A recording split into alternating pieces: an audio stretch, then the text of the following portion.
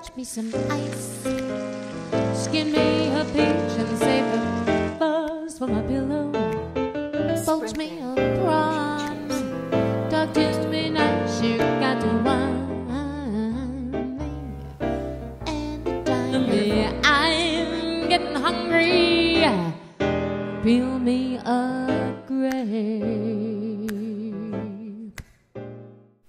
I'm Laura Bonicelli, and we are cooking with Italian style. It's not always fast, it's not always easy, and it's not always Italian. We use the freshest and finest ingredients that we can find and afford, and we not only savor the meals we make, but we savor making them. That's cooking with Italian style. This week we're making my holiday biscotti that's full of almonds and dried cranberries and flavored with lemon and anise. It is absolutely the perfect last-minute gift. Well then, let's get cooking. I never show up at a holiday party without a gift for my host. This biscotti recipe is absolutely perfect for that for a lot of reasons. First of all, I package them individually so they won't accidentally wind up on the buffet table. You never want to contribute to a buffet table without being invited to. I used to bring flowers, but then when you see your host running around trying to find a vase when they should be greeting their guests, stop doing that. Anyway, another reason this is perfect, you have one bowl, one pan, one batch, and they bake very slowly, so you'll have a lot of time to do other things. So I've measured all of my ingredients, and I'll start with my eggs. So I'm using 2 eggs, just cracking them right into my bowl, like so. And then to that, I'm going to add 3/4 of a cup of sugar, 1/2 cup of vegetable oil.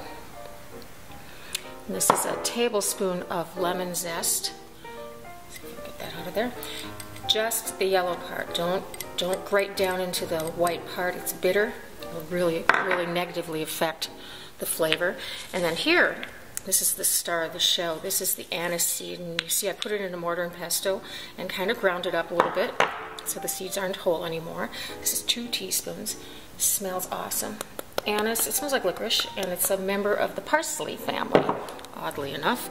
Okay, and then I've got a 1.25 teaspoons of baking powder and 1/4 teaspoon of salt and a teaspoon of vanilla. Okay, so then I'm just going to take my whisk and whisk all of these together until they're very well blended.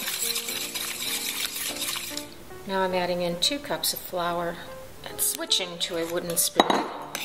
Start incorporating that.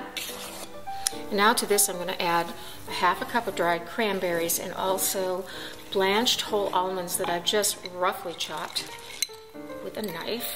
Don't put them in a food processor, they won't be rough enough, they'll get too fine. You really want that whole nut to bite into in your cookie. Okay, then I just stir these guys up so everything is all incorporated. On my board, I'm going to just put a little flour. And I'm going to take this whole bunch of dough and put it on the flour just to knead it a little bit.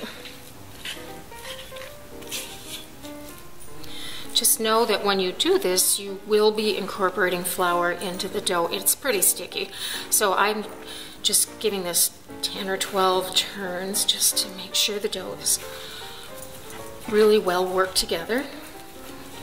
Okay, looks good. Then I'm going to just form it into sort of a square form like that and cut it right in half like so. I'll put that aside. I'm working with just one of these. I'm going to roll it into a log. I'll lift the log onto my pan and do the next one. And I think a little more flour. Don't want it sticking. Again, just roll it into about 2 inches in diameter.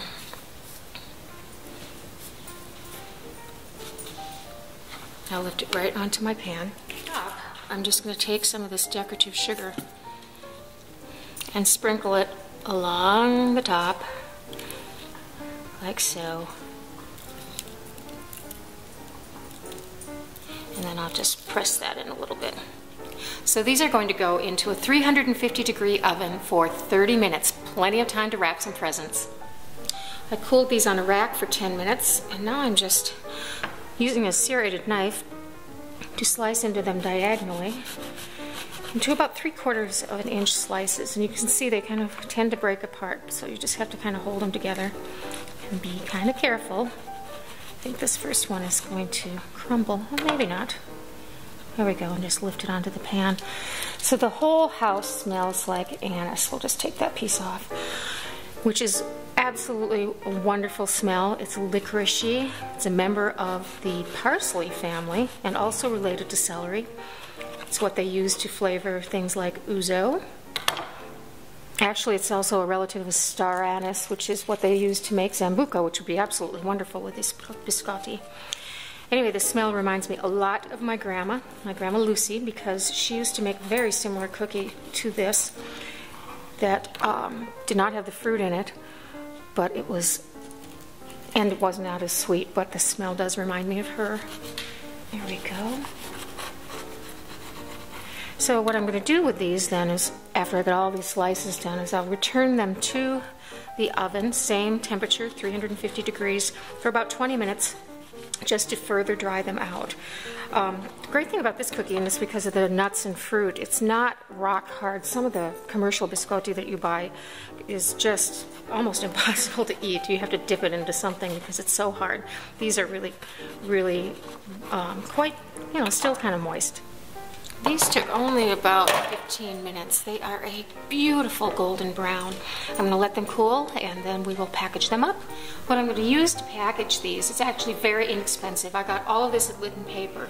So to put the biscotti in, also what I use for my granola is little corsage bags, and they are super inexpensive. You get 100 of them for like $6, and it's like a lifetime supply. I also get my little twist ties there as well. So just open up my bag and start putting in my biscotti. I am all set. I actually got 3 bags out of one recipe. I really hope you enjoy making my holiday biscotti and cooking with Italian style. Happy holidays and buon appetito!